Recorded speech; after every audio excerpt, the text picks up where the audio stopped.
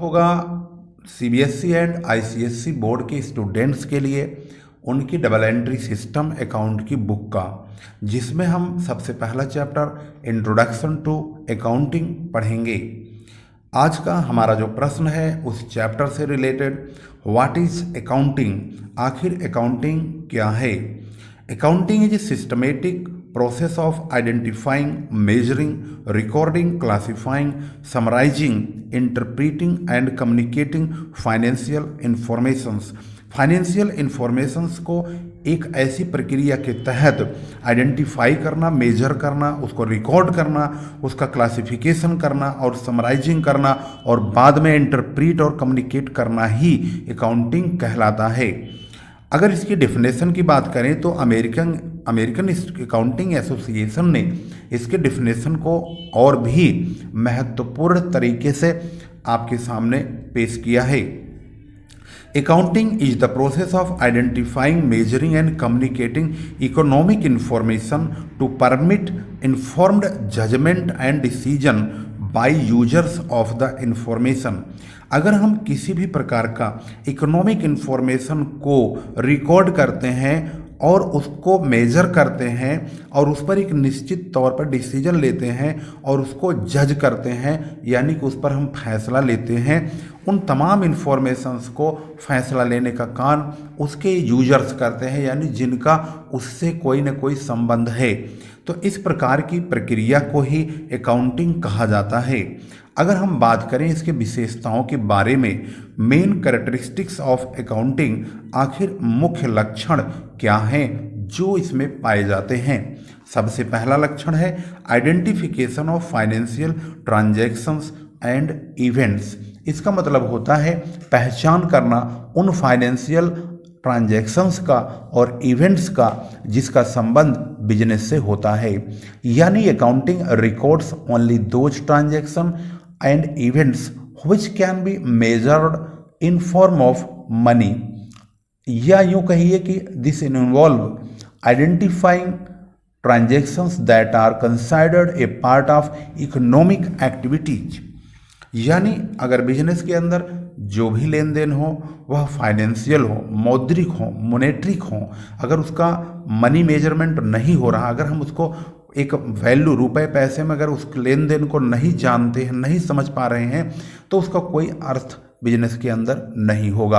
Accounting में ऐसे कोई भी लेन देन को शामिल नहीं किया जाएगा जो मोनेट्रिक नहीं हो। यदि हम कहें कि 5 रुपये किलो हम सेब खरीद रहे हैं तो यहाँ पर रुपया आ रहा है। यदि हम 5 रुपये सेब खरीद रहे हैं, इस वर्ड को ट्रांजैक्शन में अगर हम लेन देन में शामिल कर रहे हैं तो इसका मतलब इसका अकाउंट में वैल्यू है, क्योंकि यहाँ पर रुपया आ रहा है।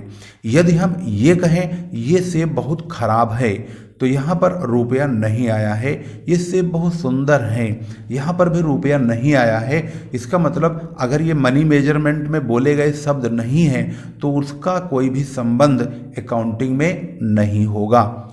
ये कहें ये चाउमीन बहुत सुंदर है तो चाउमीन सुंदर है, इसका कोई लेन देन बिजनेस से नहीं हुआ क्योंकि इसमें कोई ट्रांजैक्शन शामिल नहीं है। यदि हम कहें कि हमें 2 प्लेट चाउमीन दे दिया जाए तो इसका मतलब 2 प्लेट चाउमीन का ट्रांजैक्शन यहाँ पर हुआ है और उसकी क्योंकि अपने आप में एक वैल्यू है, क्योंकि वह एक मोनेट्रिक वैल्यू में कन्वर्ट होगा, उसका आप पैसा चुकाएंगे तो इसका लेन देन यहाँ पर हुआ है। इसका मतलब यह आइडेंटिफाई हो गया कि यहाँ पर मनी मेजरमेंट हुआ है, यानी यहाँ पर रुपए पैसे से संबंधित लेन देन हुआ है। इस प्रकार से जहाँ पर रुपए पैसे से संबंधित लेन देन होंगे उसका अकाउंटिंग में स्थान होगा। अगर रुपए पैसे से संबंधित कोई भी बात वहाँ पर नहीं आती है तो वहाँ पर अकाउंट में कोई भी स्थान नहीं होगा, उसका कोई भी मतलब अकाउंट से नहीं होगा। दूसरा है measuring the identified transactions. Measuring यानी जो ट्रांजैक्शन हमने पता लगाया है उसको मेजर करना, क्या वह मोनेट्रिक है या नॉन मोनेट्रिक है, क्या वह फाइनेंशियल है या नॉन फाइनेंशियल है, क्या वह इकोनॉमिकली है या नहीं है। अगर इकोनॉमिक से रिलेटेड है तो उसको मान लेंगे कि हाँ भाई ये रुपए पैसा इसमें शामिल है, तो यह अकाउंटिंग का वर्ड है, यहाँ पर अकाउंटिंग का कुछ मतलब है। अदरवाइज नहीं, अगर उसमें इकोनॉमिक एक्टिविटी पाई जा रही है तो वह इकोनॉमिक एक्टिविटीज ना पाए जाने की वजह से उसका अकाउंटिंग में कोई वजूद नहीं होगा।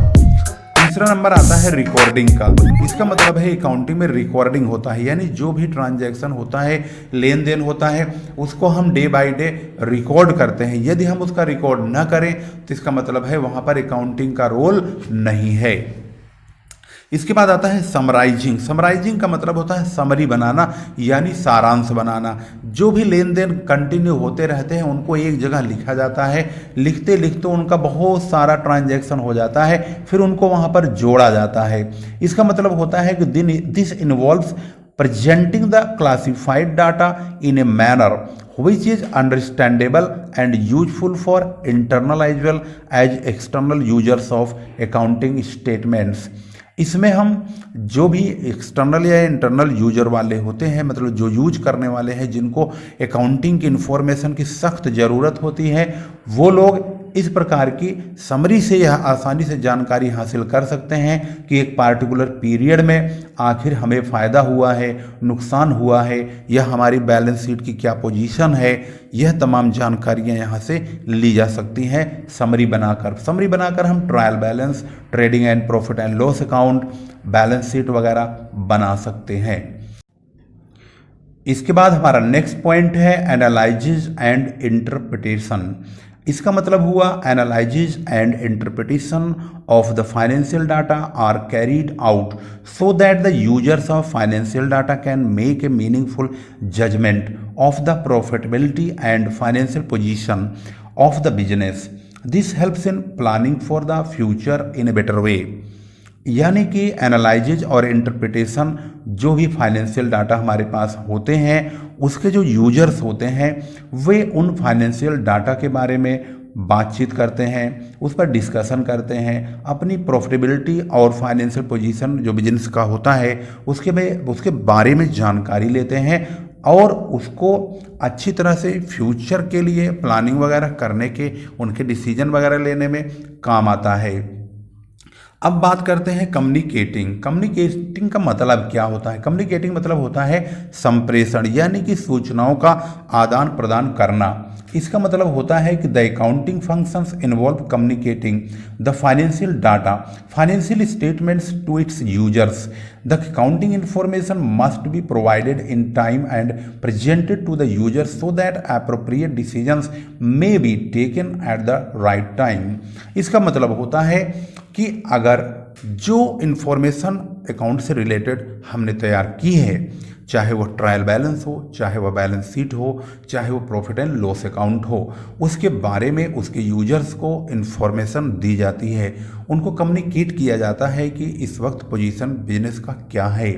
जो उसके यूजर्स होते हैं उनको बहुत बेताबी होती है, और उसके यूजर्स जो होते हैं वो इंटरनल और एक्सटर्नल दो भागों में बटे होते हैं। कुछ लोग ऑर्गेनाइजेशन के अंदर के लोग होते हैं तो वो इंटरनल यूजर्स होते हैं, जैसे ऑनर्स हो गए, एम्प्लॉइज हो गए, वर्कर्स हो गए, मैनेजमेंट हो गया। ये तमाम जो लोग होते हैं वो इंटरनल होते हैं। और बाहर के लोग कौन होते हैं? क्रिएटर्स होते हैं, बैंक वगैरह होते हैं, सरकार होती है, पब्लिक होती है, कस्टमर होते हैं यानी कंज्यूमर्स होते हैं। ये तमाम वो लोग हैं जो कंपनी से बाहर होते हैं, लेकिन फिर भी उनको कम्युनिकेट करना जरूरी होता है, उनको बताना जरूरी होता है कि हम किस पोजीशन पर हैं, आखिर ये कंपनी कैसे चल रही है, क्या कंपनी इस वक्त बहुत ज़्यादा त्रस्त है, ग्रस्त है, बीमार है, बेकार है, या ये कंपनी बहुत हाई फाई लेवल पे चल रही है। जैसे कि अगर हम बात करें रिलायंस के बारे में, तो आजकल मुकेश अंबानी का नाम बहुत चर्चा में रहता है। पेट्रोल से लेकर कपड़े तक का पता नहीं क्या क्या कारोबार उन्होंने फैला रखा है। तो अगर उनका जियो जैसे सिम आई, जियो का मोबाइल आया, उस लोगों ने हाथों हाथ खरीद लिया।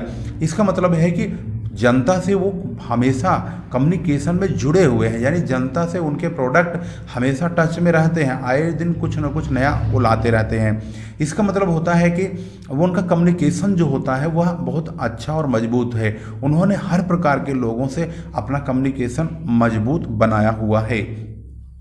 अब हम बात करेंगे अगले पॉइंट की। हमारा अगला क्वेश्चन है बुक कीपिंग का। आखिर ये बुक कीपिंग है क्या? What is book keeping?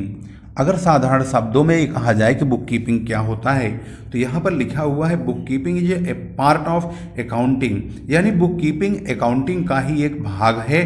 Being a process of recording financial transactions and events in the book of account. इसका मतलब होता है कि अकाउंट की बुक में फाइनेंशियल ट्रांजैक्शंस और घटनाओं को, इवेंट्स को रिकॉर्ड करना ही बुक कीपिंग कहलाता है। अगर बुक कीपिंग के अंदर की बात करें कि इसमें क्या पाया जाता है, तो इसमें पहला चीज़ जो पाई जाती है वो है identifying financial transaction and events. उन घटनाओं का, उन ट्रांजैक्शंस यानी सौदों का, लेन देनों का पता लगाना जो कि फाइनेंशियल नेचर के होते हैं। Measuring them in term of money, उनका यह मूल्यांकन करना कि क्या वह मनी में है या नहीं है, क्या उनका मौद्रिक वैल्यू है या नहीं है। Recording the identified financial transaction and events in the book of account, जब हमें यह पता लग जाए कि यह ट्रांजैक्शन मनी से रिलेटेड है, यानी इसके लेन देन में मनी शब्द आ रहा है, रुपया पैसे कोई न कोई कैलकुलेशन है, तो उसको एक बुक में रिकॉर्ड किया जाए। Classifying recorded transaction and events, जो घटना है, जो सौदा हुआ है, उस सौदेबाजी का, उस लेन देन का क्लासिफाइंग करना, वर्गीकरण करना, यानी कि पता लगाना कि ये किस चीज़ से रिलेटेड है, उसको उसी जगह पे ले जा करके लिख देना, उसी चीज़ में उसको अटैच कर देना, इसको बोलते हैं classifying recorded transaction and event. इसके बाद हम यह भी जानने की कोशिश करेंगे कि आखिर बुक कीपिंग की कोई अच्छी डेफिनेशन किसी राइटर ने दी है कि नहीं दी है। तो हमारे सामने आता है अकॉर्डिंग टू नॉर्थकोट, यानी नॉर्थकोट ने अपने शब्दों में जो बुक कीपिंग की डेफिनेशन दी है वो है book keeping is an art of recording in the books of account the monetary aspect of commercial and financial transactions. उनके अकॉर्डिंग कॉमर्शियल और फाइनेंशियल ट्रांजैक्शन यानी कि वाणिज्यिक और वित्तीय जो भी लेन देन होते हैं जिनका संबंध मनी से है, मॉनेटरी से है, मौद्रिक है, उसको बुक्स में रिकॉर्ड करने की कला को ही बुक कीपिंग कहा जाता है। अब हम बात करेंगे अकाउंटेंसी क्या चीज़ है। Accountancy according to Kohler, Kohler एक ऐसे विद्वान हैं जिन्होंने अकाउंटेंसी को डिफाइन किया है अपने शब्दों में। उनके according accountancy refers to the entire body of the theory and practice of accounting. Accounting पूरी बॉडी को, यानी कि जो संपूर्ण अकाउंटिंग है उसकी थ्योरी और प्रैक्टिस दोनों को अगर मिला दिया जाए तो वह अकाउंटेंसी बन जाता है। अर्थात थ्योरेटिकल नॉलेज लेना अकाउंट के बारे में और प्रैक्टिकल नॉलेज ले लेना ही अकाउंटेंसी के अंदर शामिल है। अगर हम इसके डेफिनेशन के बाद इसका अगर एक अच्छा विधिवत व्यवस्थित मीनिंग के बारे में जानना चाहें तो अकाउंटिंग जो होता है वो तो हमने पढ़ लिया, लेकिन अब अकाउंटेंसी और बुक कीपिंग ये तमाम चीज़ों को मिला करके, यानी सभी चीज़ों का जो मिश्रण है, मिक्सचर है, वह अकाउंटेंसी में आता है। यानी accountancy is knowledge of accounting. Accountancy accounting का नॉलेज है, यानी कि अगर अकाउंटिंग की नॉलेज है तो इसका मतलब है कि हमें अकाउंटेंसी भी पता है। And accounting is the application of accountancy, और जो अकाउंटिंग है वह एप्लीकेशन है अकाउंटेंसी का।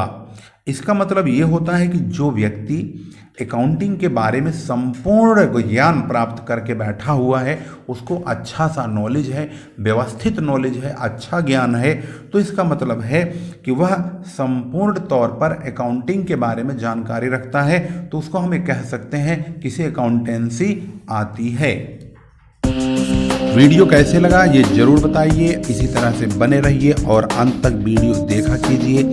किसी प्रकार की अगर बात आपके मन में आती है तो अपने कमेंट में जरूर कहिए। फिर लेकर आएंगे एक महत्वपूर्ण वीडियो जो होगी खास आपके लिए। तब तक के लिए नमस्कार, जय हिंद, जय भारत।